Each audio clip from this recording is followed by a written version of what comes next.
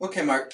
It seems like after we talking about the hopelessness scale a little bit and the scenario with Melissa on your date night, I think we're ready to kind of talk a little bit about the activity schedule. So what I have here is I still have your activity monitoring log just to kind of keep by the side because it's going to be helpful for the activity schedule. So I know we spoke a little bit about this activity schedule before, but this is the first time we're kind of looking at it. And so what I want to do is just spend some time explaining to you a little bit how this works. And you'll notice that this isn't completely brand new from what we did here. You probably noticed some similarities. So if you recall, with the activity monitor log, I had you just track over the week as best as you could. And you did a good job with that. What we're going to do now is pick a day or two to focus on this coming week between now and the next session. So I'm not going to fill this out word for word because this is something that you can do on your own, and I think you can do it, but I'm going to just highlight some parts. So essentially what I want you to do is pick 1 or 2 days. For now, we're just going to talk about one day. You don't have to do it now, but after you leave, kind of think about a day or two in advance. So instead of just tracking what I'm doing during the day, now we're going to plan it out. We're going to pick a day and kind of write down the activities that we think we're going to do. Okay. Any questions so far on this?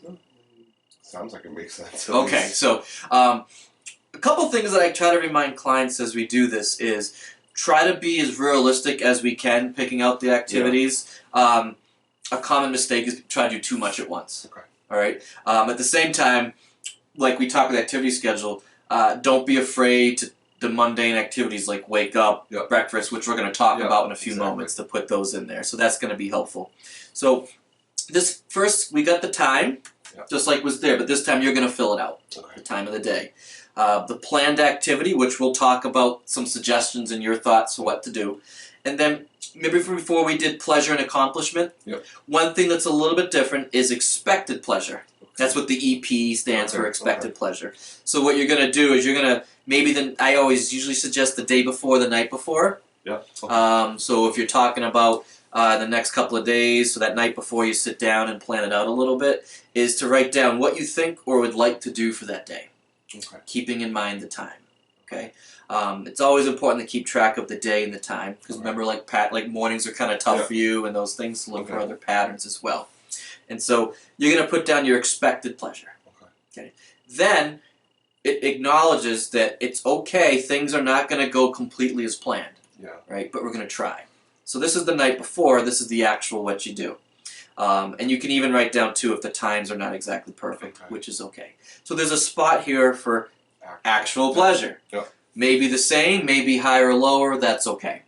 And this, the same as before, is accomplishment. Even if it's a task not that important to you, don't worry about it in terms of if it's a 1 or a 2. What's important is what you actually feel afterwards. We'll talk about that. Some will be high, some will be low. That's okay.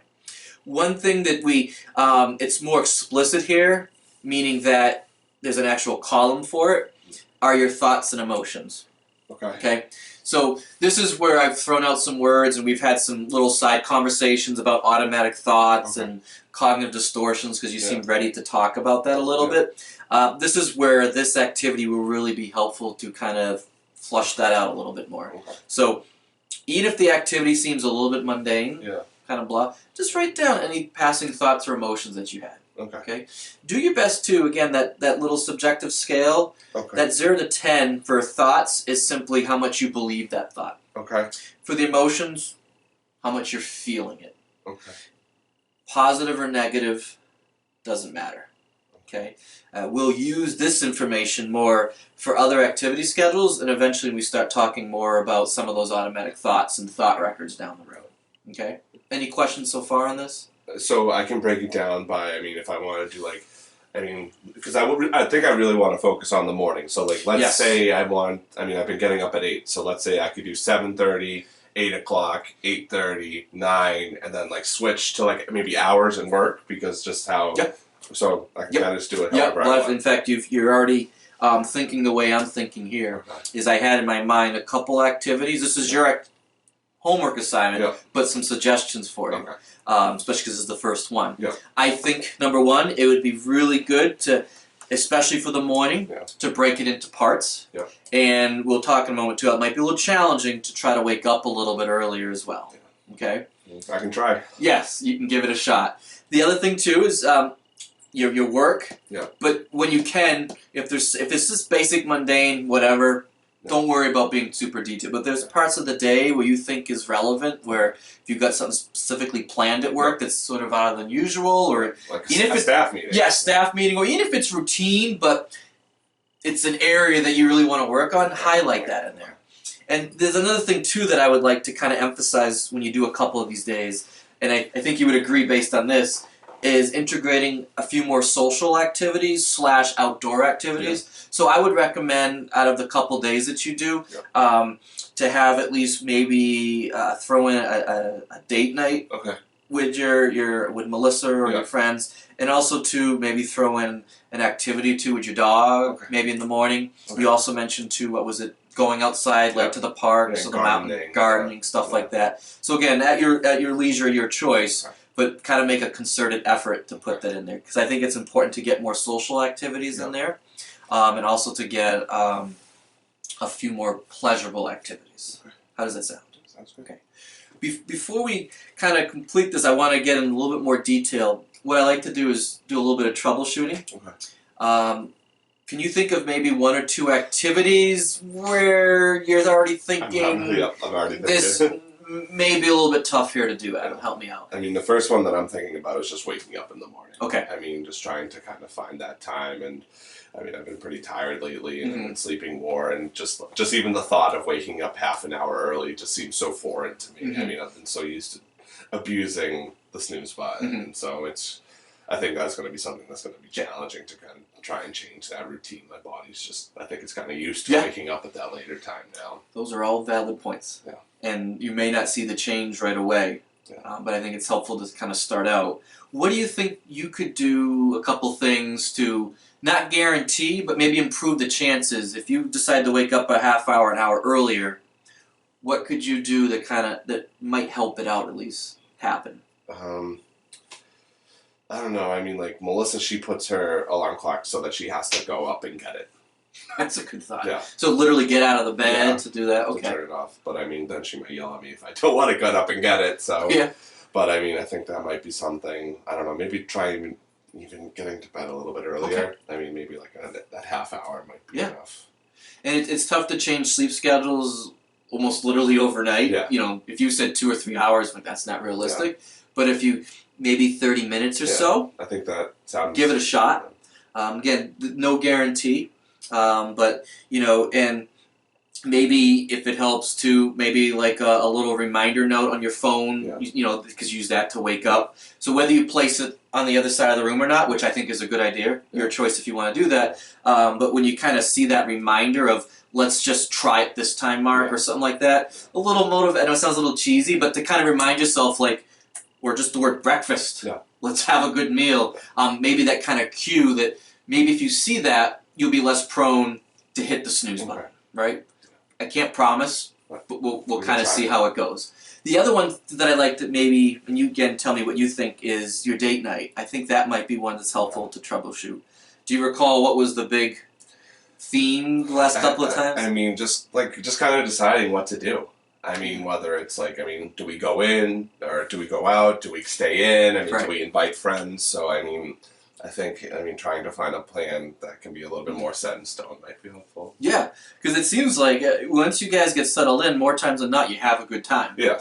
But that pleasure gets pushed down a little bit because the front end, like you said, getting there doesn't always go so well. This may sound really obvious, but it naturally fits into this. I think it'd be helpful if you plan the night or even a day or two in advance, right? So I think what happens is you guys end up picking a place, but you kind of feel stressed out. Like, we got to go. We're running out of time. Let's have. And when you're all caught up in having pleasure, it takes away from all that worrying. So maybe the night or two before, plan it out and talk to her too. Say, Melissa, I know she's been supportive. I'm doing this activity schedule with Adam. I want to, you know. What can we do tomorrow or the next day? Can we pick out the place now? And I want to write it in. And so, and if you want friends or not to come along, instead of calling them that moment, right? Because you got even it seems like Melissa's friends are very busy, so maybe they need some time, a few days in advance to know if they're going to have a date night with you guys or not. You know what I mean? Yeah. I think that could be helpful. I know it's just one little thing, but I want to kind of give it a shot and see if that makes a difference. So when the day comes, does it follow through? Does it at least minimize some of those speed bumps along the way? Does that sound good? So, makes sense to me. Okay.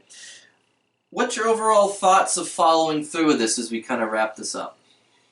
I don't know. I mean, I see a little bit of hesitation. I mean, it makes sense, but I mean, just kind of like following through with it. And I mean, I don't know. I don't know if I'm kind of like defeating myself already, but I mean, I can kind of see myself like kind of taking it hard if I schedule something and I don't follow through. Okay, so you got already a thought in your mind that maybe some things won't happen, and if they don't, you might be a little bit hard on yourself, and that's kind of similar to how life's been going in general, right? Being hard on yourself when you don't follow through, and sometimes you do follow through and you're still hard on yourself, right? And so I think that's really good insight on your part, and I think where that can be helpful is to write down your thoughts during those particular activities. Because, again, it's okay. Yep. They're probably not going to go exactly as planned, right? Because life doesn't work that way. But I think this is where those moments where they don't go as planned is really helpful to write down those thoughts. Okay. Again, you're still going to have some hits as well. Yeah. Still, don't forget to write down those positive thoughts. Okay. One thing that I've noticed a little bit of hesitation earlier, again, correct me if I'm wrong, is the morning activities. Yeah. That seems like where I'm sensing the most self-doubt. Yeah. What are your thoughts? I mean, I would agree with that. Okay. I mean, we've been talking about it, but like once I get going with Melissa, it's okay. But I think the morning, I mean, I just don't really have that kind of reward to get going. I mean, like with Melissa, like at least I have something to look forward to when I'm getting ready in the morning. Yeah. I have work to look forward to, and that's not something I'm really looking forward to right now either. Yeah, that's a good point. It's one thing getting up in the morning. It's another thing to get up to go to work, and if work lately hasn't been that pleasant, the motivation's even lower. Here's the thing. I realize that we've been doing a lot of talk, right? You've done some activity and done a good job with that. This is kind of that next step. Yeah. Okay. It's kind of one of the reasons why we're doing the activity schedule. This, to remind you, this is the behavior activation part. Is we're talking about it, but now we want to physically do it.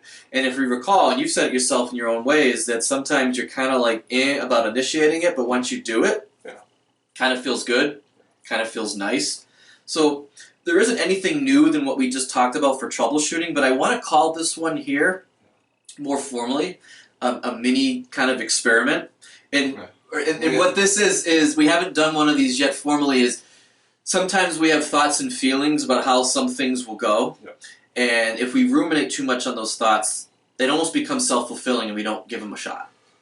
You know what I mean? You know what I mean? And so we want to test, this is what I call a gentle challenge on my part, is to say, I realize you're doubting this may happen, but kind of just give it a shot to see how it goes. And we troubleshooted a few things, going to sleep a little bit earlier, maybe setting that alarm a little bit earlier, making it so you have to get up, leaving a note or two to remind yourself.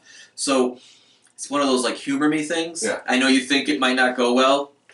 Just try it. Give it a shot and see how it goes. And so your prediction may be this is going to be tough, but I want to give it a shot and see what happens. So I would still recommend still scheduling it, putting it in there the day before, and then when we come back next week, because it'll be one of the first things we will do, is look over this activity schedule and see how it went. And that'll kind of have some objective evidence, some behavioral components to kind of look at to see how it went. Remember, doesn't have to go perfect, right? It's not good or bad. A lot of this will be somewhere in between, in the gray area, and that'll give us something to work with. And again, don't forget the thoughts and emotions will be helpful. You want to just kind of give it a shot and see how it goes? Makes sense. All right, let's do that then.